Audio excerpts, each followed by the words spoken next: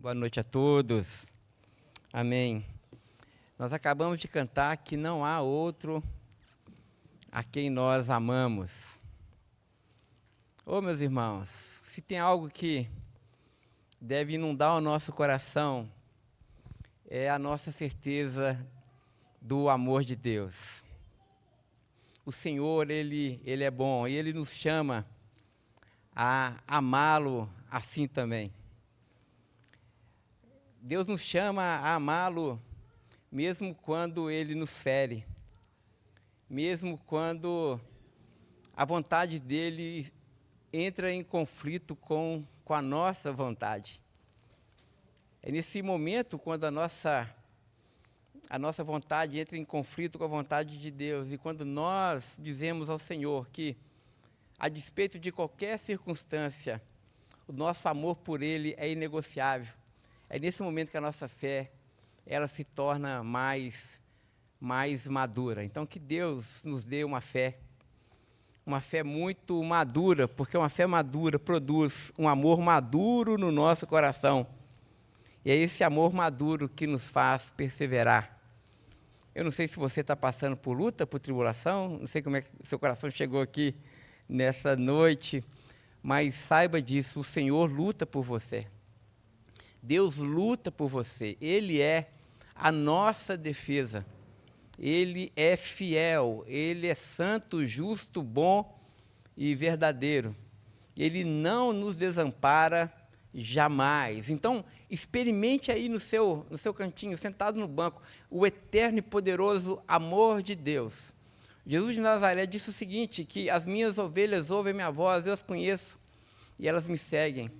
E elas jamais perecerão eternamente, porque aquilo que o Pai me dá é maior do que tudo. E das mãos do Pai, ninguém pode arrebatá-las. Nós estamos guardados nas mãos do Senhor. E absolutamente nada chega até nós que não passe antes pelo crivo do amor e da bondade e do propósito de Deus. Nós estamos escondidos nele. Muito bem. Quero dizer que é uma grande alegria voltar ao púlpito dessa igreja depois de 20 dias de descanso que eu dei para os irmãos. Os irmãos descansaram? Estão descansados? Deu para dar uma descansadinha também, é uma grande alegria. Eu falei hoje pela manhã que eu não sabia que eu estava com tanta saudade da igreja. Mas quando eu fui vendo a carinha dos irmãos e a alegria dos irmãos, nossa, eu falei, nossa, eu estava com tanta saudade. Então é muito bom ver os rostinhos, saber que os irmãos estão firmes. Tive boas notícias aqui. Na minha ausência, essa igreja tem, cada dia, se tornado uma igreja mais madura e mais dependente da graça do Supremo Pastor.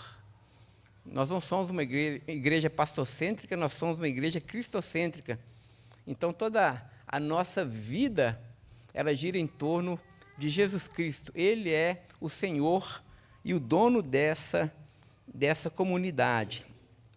Irmãos, nós já iniciamos pela manhã e também já iniciamos à noite a temática que vai nortear o nosso biênio, que é A Verdade Importa. E esse já tem sido objeto da nossa escola bíblica dominical, e hoje pela manhã nós já tivemos uma introdução dessa temática pela manhã, quando nós vamos estudar o livro de Êxodo. Então, eu quero convidar você que vem só à noite a vir de manhã também, porque certamente nós teremos um percurso muito rico. Deus tem me falado muito no livro de Êxodo, e vai ser um tempo ali de escola bíblica dominical, de Bíblia aberta, e também de conhecimento e exposição da palavra. Nós certamente seremos muito edificados e muito desafiados também. E não será diferente à noite.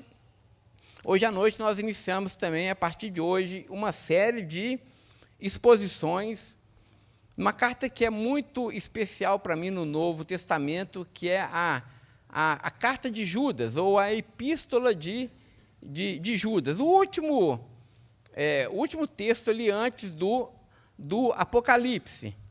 Então, essa carta é uma carta muito importante, muito central e muito urgente na vida da igreja, dentro dessa temática da verdade.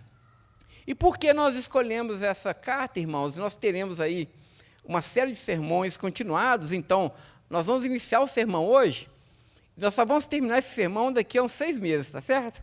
Então, o sermão vai ter início hoje, e o fim só Deus vai nos dizer quando. Então, vai ser muito desafiador, vai ser um percurso que nós vamos assim fazer com muita tranquilidade, com muita atenção, porque a carta de Judas é uma carta atualíssima. Ela é de uma urgência enorme na vida da igreja, sobretudo quando nós pensamos dentro dessa perspectiva da verdade. Já no tempo dos apóstolos, nós tínhamos esse desafio muito grande, porque o que acontecia ali na igreja nascente? Pensando que Judas foi escrito ali no ano 60, 70 depois de Cristo, e possivelmente Judas era o irmão de Jesus também. Ele se identifica como o irmão de Tiago, nós vamos depois fazer a leitura no próximo domingo, mas ele se identifica com o irmão de Tiago, então também ele é irmão de Jesus. Portanto, Judas das Escrituras não é Judas Iscariotes, está certo? Tem muito crente velho de igreja que acha que esse Judas aqui é o Judas Iscariotes. Não é, Judas Iscariotes, ele não escreveu nenhuma carta do Novo Testamento. Esse Judas aqui, portanto, ele é o irmão de Jesus. E o que acontecia ali no primeiro século, que é interessante para nós? Já no nascimento da igreja, na igreja primitiva, ali, nas primeiras décadas da igreja, e apóstolos ainda vivos, né? O apóstolo Paulo, por exemplo, ele combateu muita heresia dentro da igreja, já existia, sendo engendrado no seio da igreja, muitos ensinos falsos acerca da nossa fé. Isso é muito interessante, irmãos, porque muitas vezes a gente acha que os grandes inimigos da fé cristã estão fora da igreja. Às vezes a gente acha que o grande inimigo que é capaz de destruir a igreja seja o governo. Então, se a gente eleger um governo de direita, ou um governo de esquerda, ou se a gente eleger alguma coisa fora, isso é que vai destruir a igreja, que vai acabar com a igreja. A gente tem essa fé tão pueril, não é? Mas a grande preocupação dos apóstolos, e eles vão dizer várias vezes, né, o que destrói a igreja não é o que está do lado de fora da igreja, mas é o que está dentro da igreja. Nas nossas leituras, na igreja do Apocalipse, as 7 cartas do Apocalipse, os irmãos se lembram muito bem. Quando nós estudamos a carta de Éfeso, né, Jesus endereçou a Éfeso, a Tiatira, a Sardes, a Laodiceia, sempre ali os irmãos vão ver que os perigos que são mencionados e são levantados dentro das igrejas eram perigos que aconteciam entre os irmãos, entre o povo de Deus. E com Judas não é diferente. Judas vai dizer, inclusive, o seguinte: olha, eu queria tanto escrever para vocês e falar das maravilhas do reino de Deus. Eu queria tanto escrever para vocês e falar acerca da fé que vocês estão herdando. Mas eu não consigo fazer isso porque eu estou compungido no meu coração a falar para vocês em defesa da fé que uma vez por todas foi entregue a nós, os santos. E Judas, então, vai elencar ali uma série de coisas que aconteciam dentro da igreja, e são justamente esses problemas que a gente vai tentar trabalhar a partir do próximo domingo, no nosso próximo encontro. Mas a grande preocupação de Judas, na sua carta, era acerca dos falsos profetas, falsos mestres, que estavam não apenas na membresia da igreja, mas estavam ocupando espaço de ensino e de liderança, e ocupavam os púlpitos das igrejas. Judas vai dizer: entre vocês existem falsos mestres. Irmãos, nada mais atual, não é para usar uma expressão lá de Eclesiastes, não há nada de novo debaixo do sol. Não é isso que nós temos hoje? Nós não temos hoje uma grande crise teológica entre nós? Eu sei que eu estou pregando para os irmãos, eu prego para os irmãos, a gente prega domingo de manhã e domingo à noite, mas existe a igreja eletrônica hoje, não tem? Né? E eu sei que você também ouve outros pregadores. Hã? Então, não é? A gente ouve muitos pregadores. E tem uns pregadores que eu sou obrigado a ouvir, que eu fico preocupado. Será que o meu rebanho está ouvindo isso? Será que a minha igreja está acreditando nisso? E a sutileza desses falsos profetas, ela é grande demais, porque eles subvertem a verdade, não contando uma mentira descarada, mas eles misturam verdade com mentira. Né? Essa é a verdade, é a mentira mais poderosa, é quando ela vem embalada na verdade. E às vezes a gente ouve algumas pregações, alguns pastores, e eles são hábeis, são eloquentes, eles falam bem, eles são esclarecidos, eles citam filósofos, eles citam teólogos, e eles costuram bem as ideias, e são claros na sua exposição, e falam muitas verdades. E falam coisas que são bíblicas, que são verdadeiras, e aí a gente diz assim, amém, amém, você vai dizendo amém, mas tem hora que não dá mais para dizer amém. Porque no meio, né, é como se fosse um ovo de Páscoa, imagina, aquela casca gostosa, suculenta e tal, e aí você dá aquela mordida e tem alguma coisa ali, você fala, opa, isso aqui está meio azedo. É gostoso e tudo, mas tem algo aqui no meio que não está bem. Era essa justamente a preocupação de Judas. Existiam alguns falsos profetas no meio da igreja que estavam seduzindo a igreja, que estavam ganhando e comprando o coração dos irmãos, e irmãos sinceros na fé.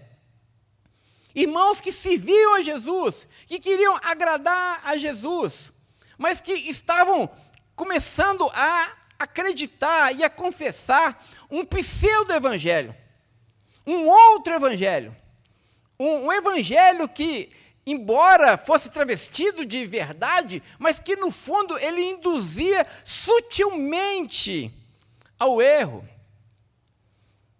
Ele era agradável aos olhos, porque, irmãos, se tem algo que existe no pecado, é uma delícia. É algo bom. É algo que você fala, uau, eu gostaria tanto que fosse assim. Às vezes você ouve alguns pregadores, né? E naquele tempo era assim, e hoje é assim, e eles falam tantas coisas que aquilo dá uma massageada no seu coração, e você fala, uau, que bom que fosse, se fosse assim. Eu queria tanto que isso fosse verdade. E aqui um parêntese, né? Muito importante para nós, muito importante para nós. Se há quem está vendendo, há quem está comprando. E às vezes a gente ouve pregadores que agradam o nosso coração, porque o que ele fala é o que a gente quer ouvir.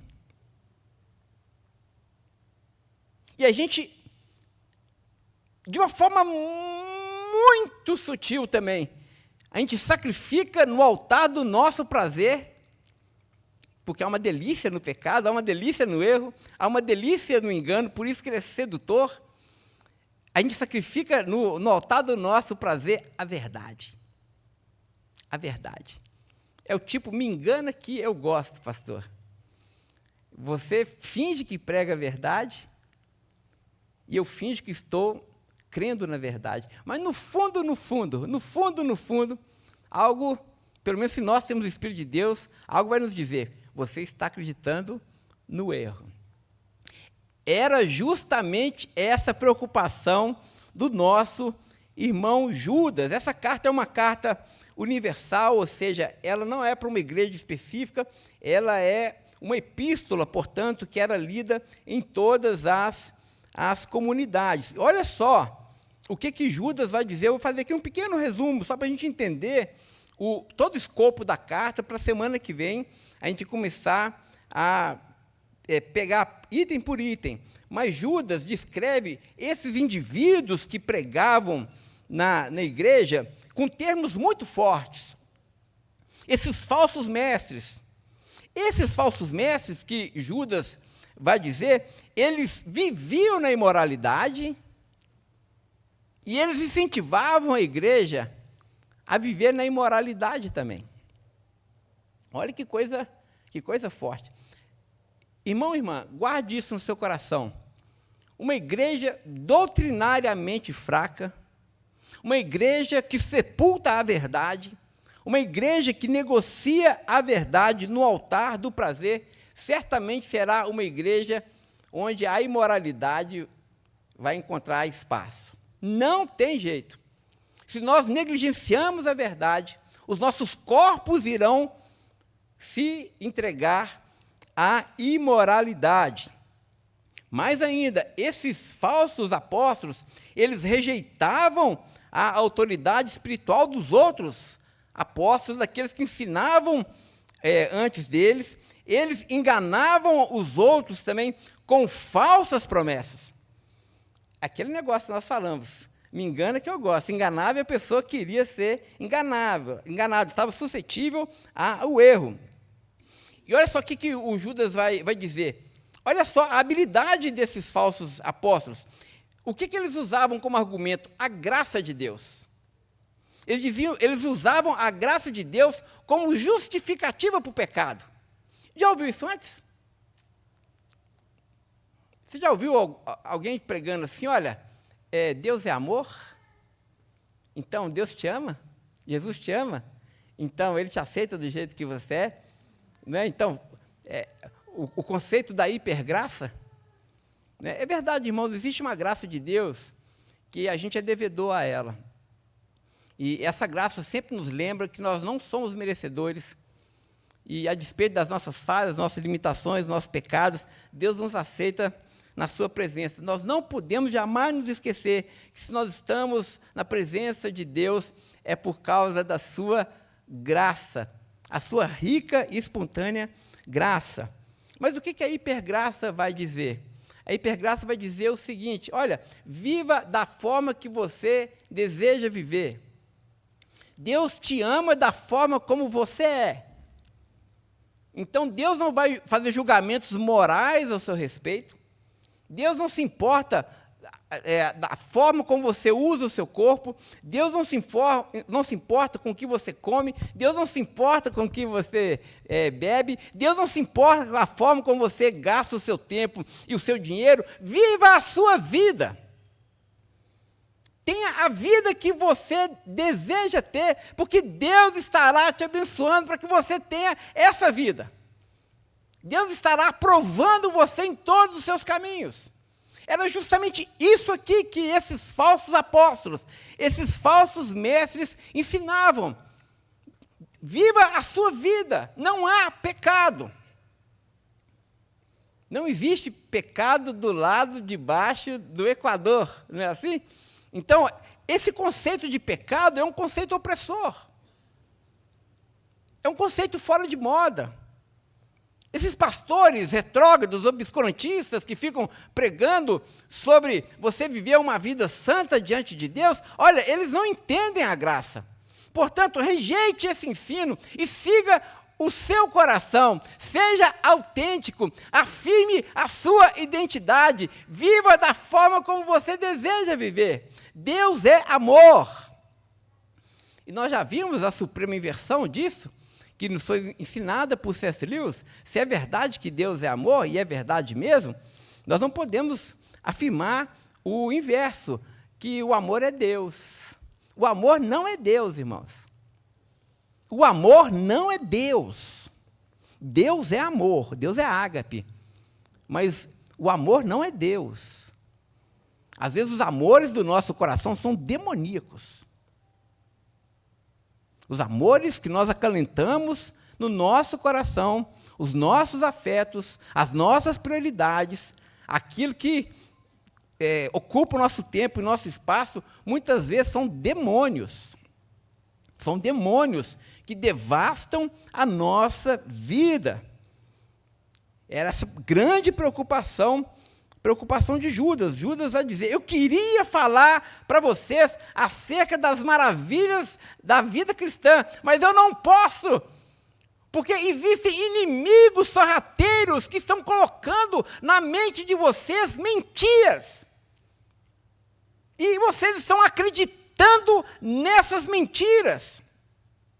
Irmãos, e se tem algo que essa igreja está comprometida, por isso que o nosso tema do biênio é a verdade importa, se tem algo que nós estamos comprometidos no púlpito dessa igreja, é de pregar todo o conselho e toda a verdade de Deus. Estamos comprometidos com isso. E por favor, talvez você não volte domingo que vem, né? Mas nós não estamos aqui para agradar ninguém, para pregar um outro evangelho, porque esse evangelho custou o sangue e a vida de Jesus Cristo. Ele morreu por sua igreja, e ele irá buscar uma igreja imaculada, santa, uma igreja que se parece com ele. Portanto, nós precisamos estar alertas.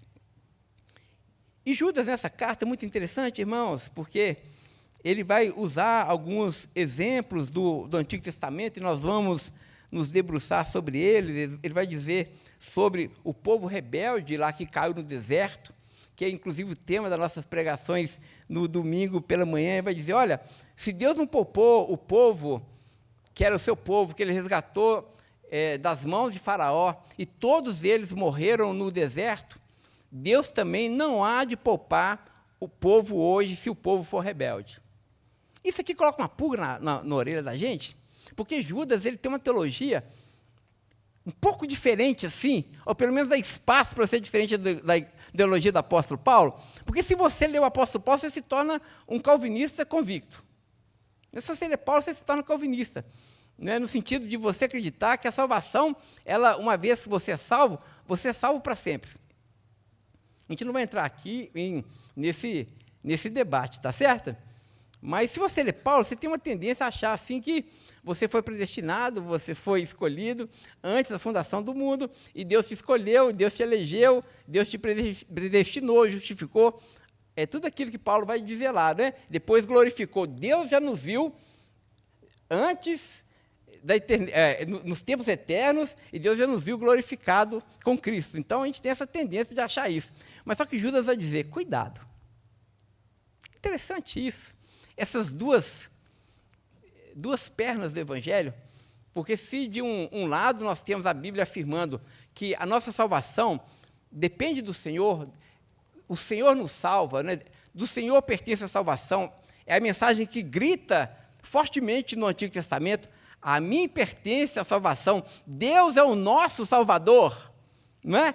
A nossa segurança está não em nós, nossos atos de justiça, mas a nossa segurança está na justiça de Cristo. Por causa das suas pisaduras, nós fomos salvos, nós fomos curados. Não é isso que o profeta Isaías vai dizer? Então, nossa salvação está no Senhor. É verdade.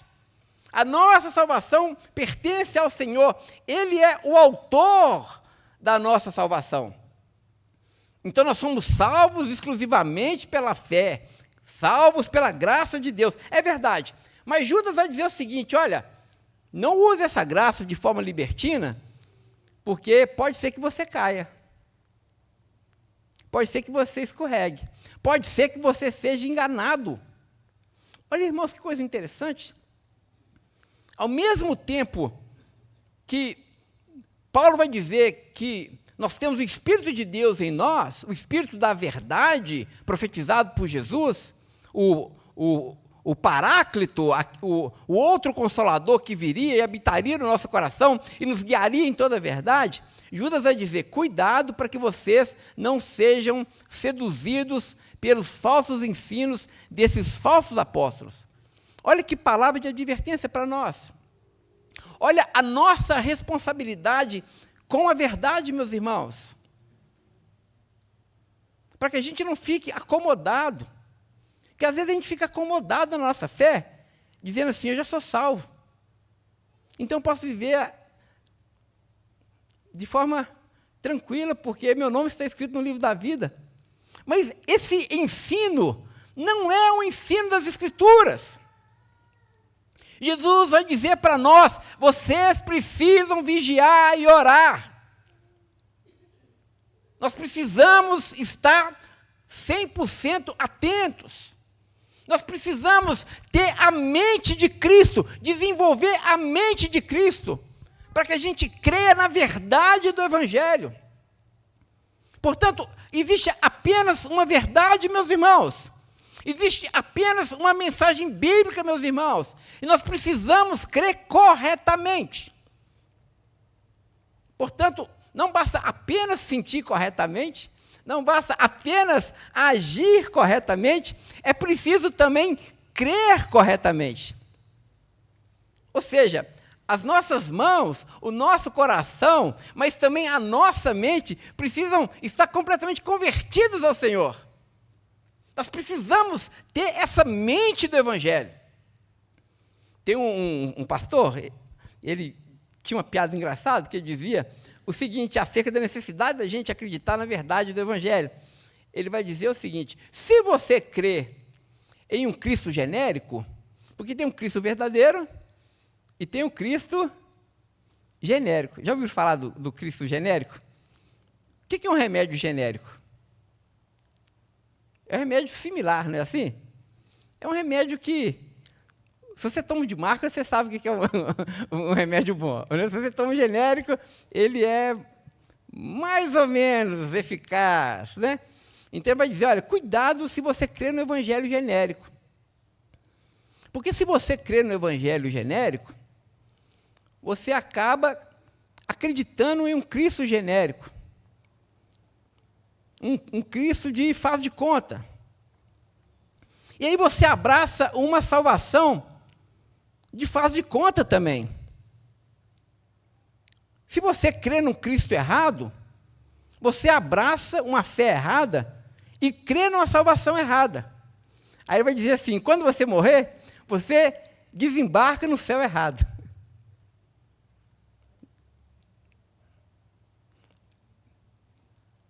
Pegou, Marlúcia? Quem crê num Cristo errado, crê numa verdade errada, abraça uma fé errada e desembarca num céu errado. Aí o meu amigo vai dizer assim, um céu sem ar-condicionado, ou o ar-condicionado está quebrado.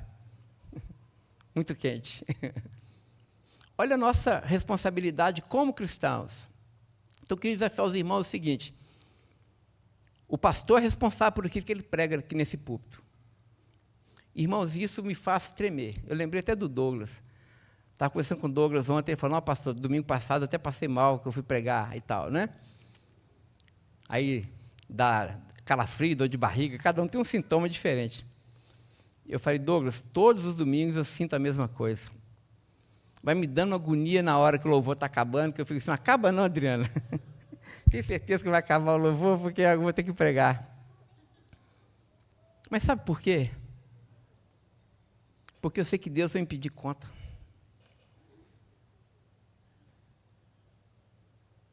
Deus vai me pedir conta. E olha que eu já preguei tantos sermões, né? Eu sou responsável.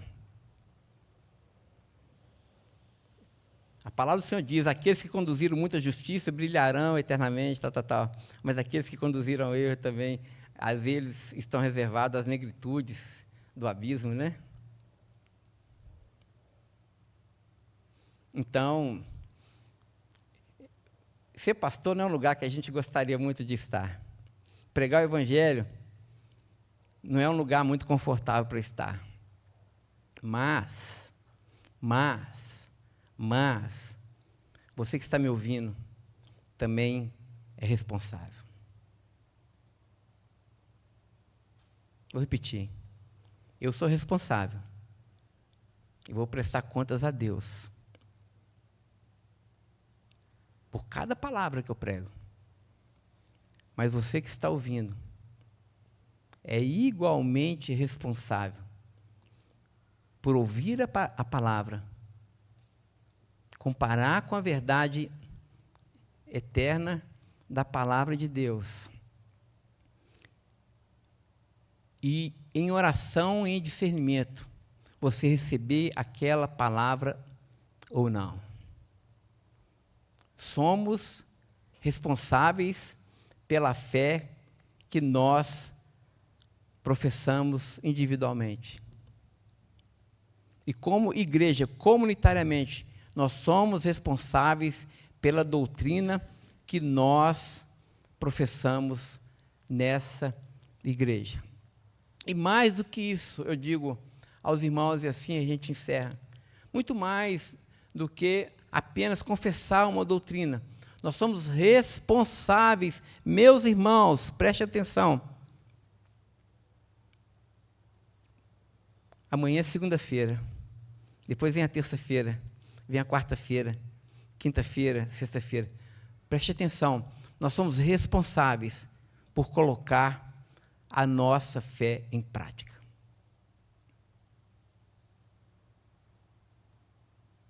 Não é tarefa do pastor.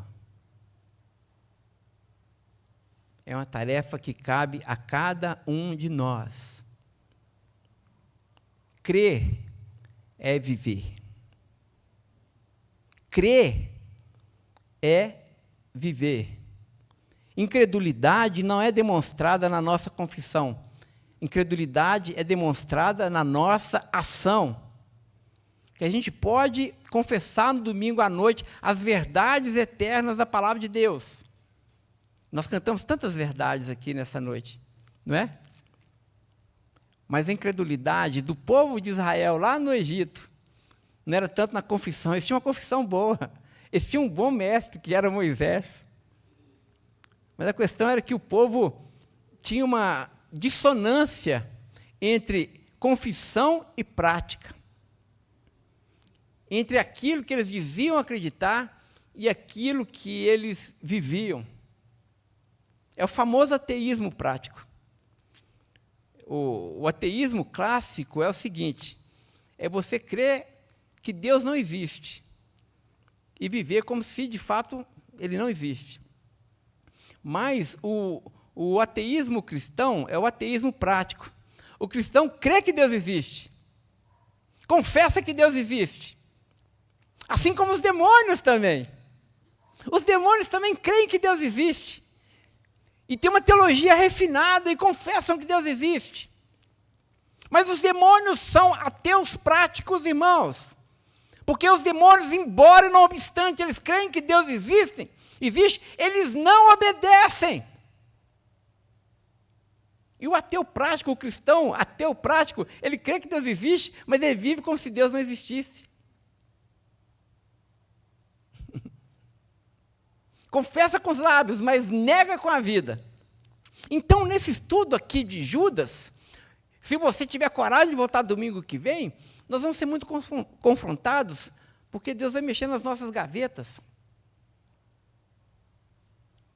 E vai tirar o nosso conforto. E vai denunciar os ídolos do nosso coração. Ele vai expor o falso ensino, os falsos mestres. Portanto, é uma pregação que eu farei contra mim mesmo, para que eu esteja alerta, mas também ele vai expor os ídolos, as inclinações pecaminosas do nosso coração, que sorrateiramente nos seduzem. Portanto, o nosso desafio, na semana que vem, é abrir a carta de Judas. Eu já quero convidar você, nessa semana, a tirar um tempinho, são 24, 25 versículos, a ler essa carta em espírito de oração, e na semana que vem a gente vai começar todo o nosso percurso, e eu espero que Deus tenha misericórdia de nós e possa falar ao nosso coração. Amém? Feche seus olhos e vamos orar.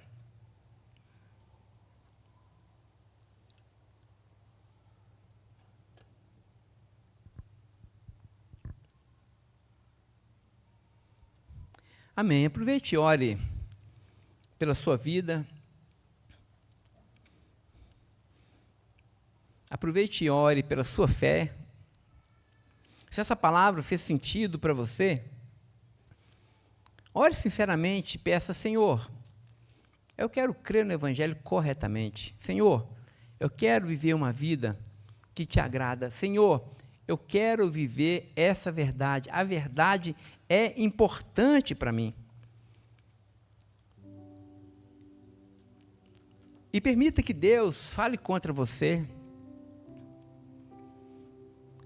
Permita que a verdade de Deus possa ferir a sua mente, possa ferir a sua consciência.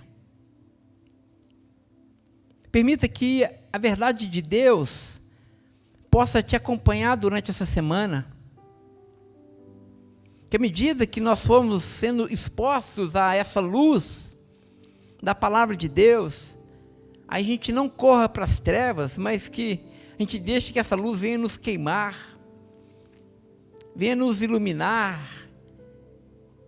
E mais do que apenas a gente confessar, que nós possamos ter a coragem de permitir que a palavra de Deus nos corrija.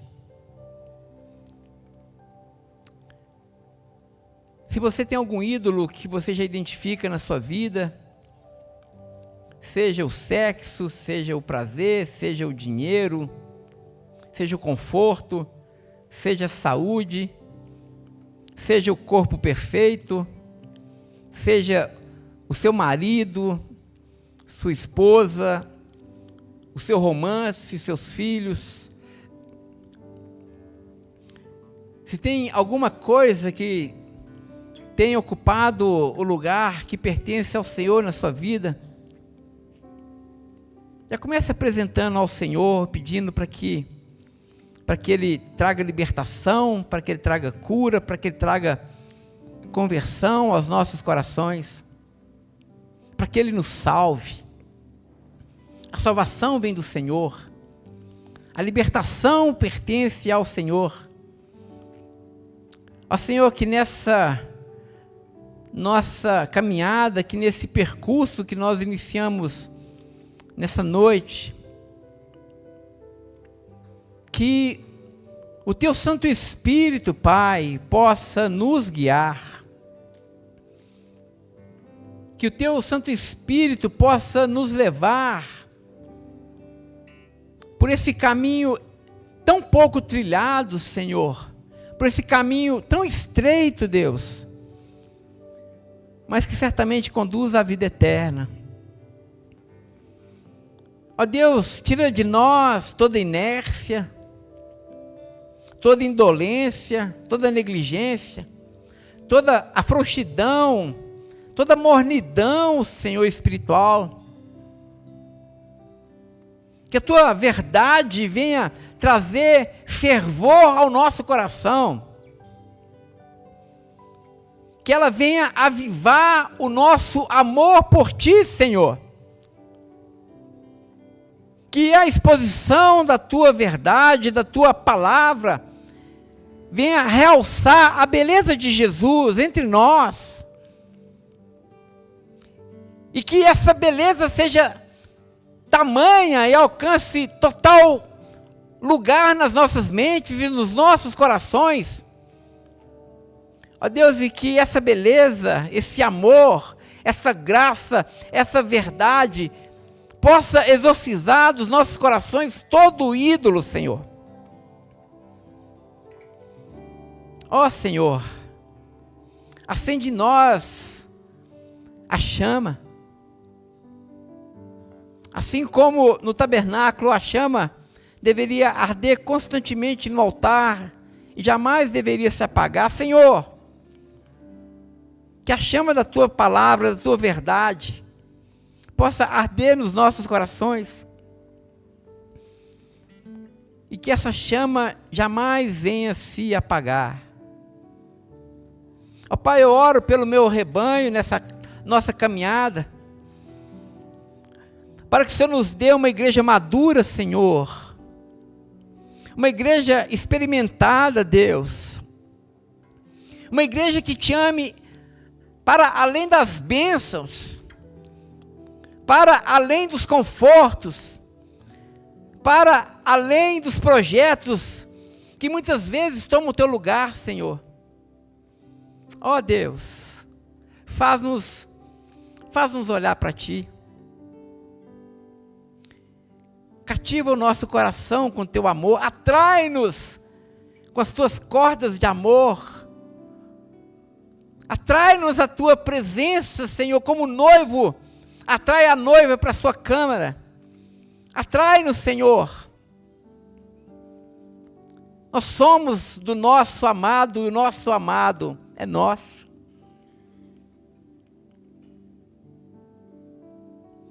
Faz com que a sua noiva se torne apaixonada novamente pelo noivo, Senhor. Faz isso na vida da Betel. Que sejamos apaixonados pela Tua verdade. Faz isso, Senhor, para a Tua glória. E assim que a graça do Senhor Jesus, o grande amor de Deus, o nosso bondoso Pai, e que o doce consolo que vem do Teu Santo Espírito, seja com todo o povo de Deus, seja com esse pequeno rebanho, não apenas hoje, mas até o dia de Cristo Jesus. Amém, amém e amém, amém, amém.